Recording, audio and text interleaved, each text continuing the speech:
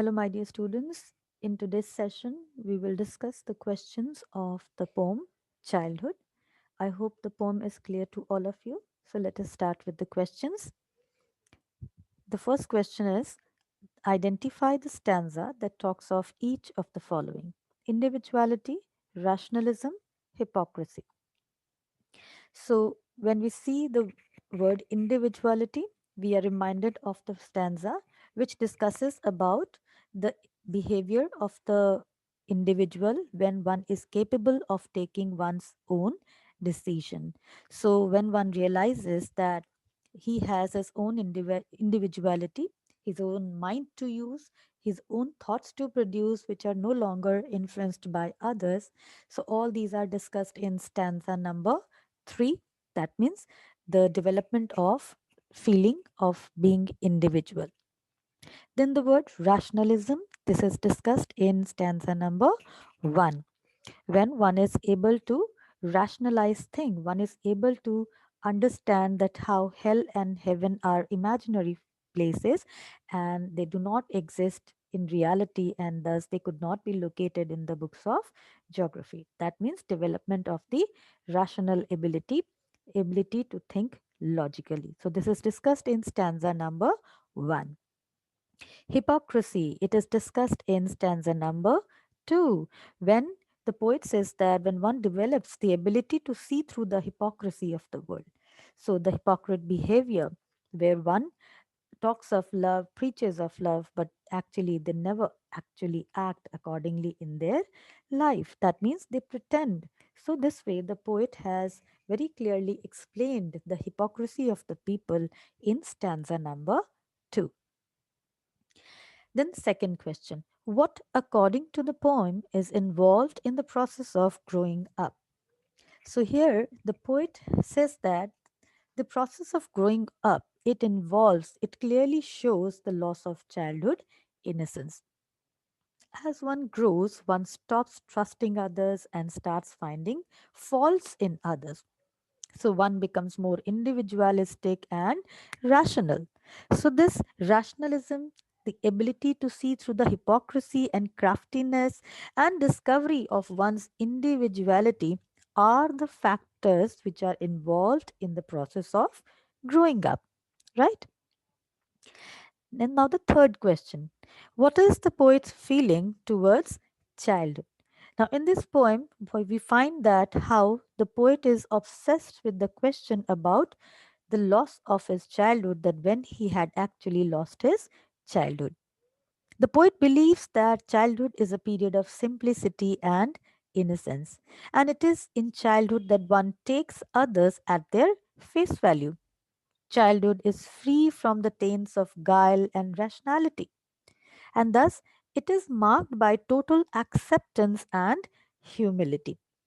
So we see that how poet feels that the passage of time, maturity of mind, and discovery of one's individuality, it takes away one's childhood. And childhood once lost cannot be retrieved. But he says that one can only see its reflection which is hidden in an infant's innocent expressions. So when we see poet's feeling, we see a positive feeling in him towards his childhood. Which do you think are the poetic lines and why? This is question number 4. This is totally your answer. You can choose any stanza, any poetic lines, but if we talk about in general, then we can write about the last stanza where we find the poet where is very suggestive and sensitive. He gives an answer to the questions that he had asked himself in the poem, and how beautifully he draws our attention towards the solution that one can always see the reflection of the lost childhood in an infant's face. So you can choose any line, any stanza from the poem to express your answer, but do justify your answer and complete it that way. Do not just mention that these are the poetic lines. Along with that, you have to give reason why you have chosen those particular lines. Now we will discuss the questions which are in the practice paper. Yes, students. So these are the questions in your practice paper. So let us start from the first stanza. In what mood is the poet? So when we talk of poet's mood here, we can say that how the poet is quite sad and is feeling nostalgic about the loss of his childhood innocence. So he is little upset and he regrets that he has lost his childhood. Then the next question is, when does the poet think his childhood ended? So we can write that how the poet, he thinks that his childhood ended when he ceased to be 11, when he developed the ability to think that how hell and heaven are imaginary concepts, and thus he developed the ability of thinking rationally that he lost his childhood. Why does he refer to hell and heaven? The third question here. This is in reference to show the innocence, the simplicity of the childhood. That how, when one is in his childhood, one is actually able to believe in these kind of imaginary concepts, and one takes others in just their face value. One is free from the tense of these kind of guile, shrewdness, rationality. And thus the mention of this shows that when one develops the ability to understand the difference between imagination and reality, one actually loses his childhood innocence. So now let's move on to the next stanza. And the first question is, what marks distinctly the period of adulthood?